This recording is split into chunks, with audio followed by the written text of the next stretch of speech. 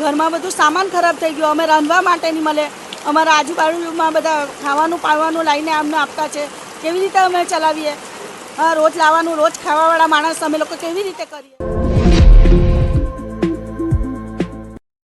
વલસાડ શહેરના નાના તૈવાડ ગુજરાતી સ્કૂલના પાછળના વિસ્તારમાં વરસાદે લોકોનું જીવન અસ્તવ્યસ્ત કરી નાખ્યું છે. છેલ્લા કેટલાય વર્ષોથી પાણી ભરાવા અને ડ્રેનેજ ગટરની ગંભીર સમસ્યા ભોગવી રહેલા સ્થાનિક રહેવાસીઓ આજે વાવ ન્યૂઝ ગુજરાતના માધ્યમથી ખુલ્લેઆમ પોતાની વ્યથા રજૂ કરતા નજરે પડ્યા.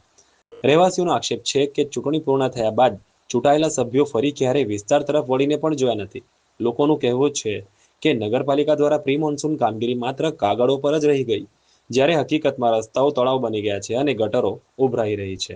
સ્થાનિકોના જણાવ્યા મુજબ ઘરોમાં પાણી ઘૂસી જતા રોજિંદુ જીવન ઠપ થઈ ગયું છે, વેપાર ધંધા પર અસર પડી છે અને લોકો ત્રાહિમામ પોકારી રહ્યા છે. લોકોએ ચેનલ મારફતે નગરપાલિકા અને ચૂંટાયેલા પ્રતિનિધિઓને સીધી અપીલ કરતા કહ્યું કે હવે માત્ર વચનો નહીં પરંતુ તાકીદે કાયમી ઉકેલ આપવામાં આવે, કેમ કે સવાલ માત્ર પાણીનો નથી, સવાલ છે લોકોના જીવન, સુરક્ષા અને વિશ્વાસનો. જેનુદ્દીન સૈયદની સાથે વાવ ન્યૂઝ, વલસાડ, ગુજરાત. સવારે 4 વાગ્યાનું પાણી અમારે ઘરમાં પડે તો જોવા નથી આવતું. થોડા લોકો માટે અમે લોકો હેરાન થઈ ગયેલા છે. વિમલભાઈને કે વિમલભાઈ તો 2 વર્ષથી એ વાત લઈને ઘટીને નથી જતા. અમે લોકો તો શું સમસ્યા અમારે નાના પોયરા જેમાં બીમાર માણસ છે બધા જોવા નથી આવતા. કઈ પાણી તો બી નહીં આવેલા. આજે હવાના 4 વાગ્યાને અમે લોકો હેરાન થતા છે. આ સમસ્યા કેટલા વર્ષથી 2 વર્ષથી ચાલુ થયેલી છે. આ ગટરના પાઇપ લગાવેલી હોય તે ટાઈમથી ચાલુ નથી. એ તો પૂછેલી ઘટીને કે વોર્ડમાં સાતમાં શું પાણી એક અંદર જેમાં પાણી છે. અહીંયાના ચૂંટાયેલા સભ્યો કેટલા વખત આવ્યા? એક વાર બી નથી આવ્યા. 2 વર્ષથી એક વર્ષ આગળ હું જોવા નથી આવ્યા કે અહીંયા શું પ્રોબ્લેમ છે, શું ચાલતું નથી. ફરીને જોતા નથી. વોટલા આવે ત્યારે જ આવે. અમદાવાદ જોઈને આવે. મ્યુનિસિપાલિટીવાળા આવીને જરાક તેને ઉઠાડીને જોઈને ગયા. મારું નામ સલમા સલીમ ખાન છે, નાના તૈવાડથી બોલું છું, ગુજરાતી સ્કૂલ પાછળ નાના તૈવાડ. શું સમસ્યા છે?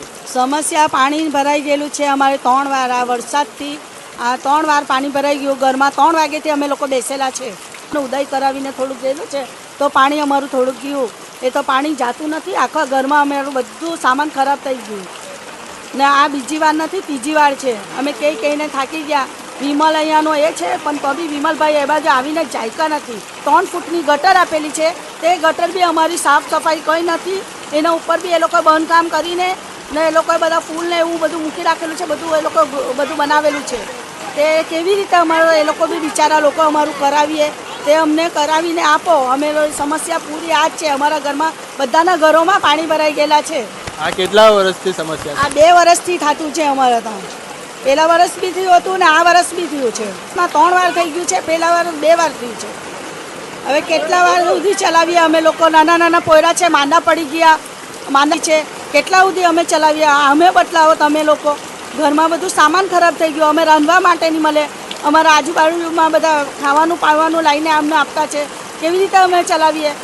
હા, રોજ લાવવાનું, રોજ ખાવાવાળા માણસ અમે લોકો કેવી રીતે કરીએ? તમે બદલાવો નહીં અમને. અમારી માંગ છે કે વેલકા કે આવો ને અમારું જે કંઈ છે તે જીવાડો લાવો, કેમ કે બધાના ઘરમાં પાણી છે અમારા કોઈ બાકી નહીં મળે.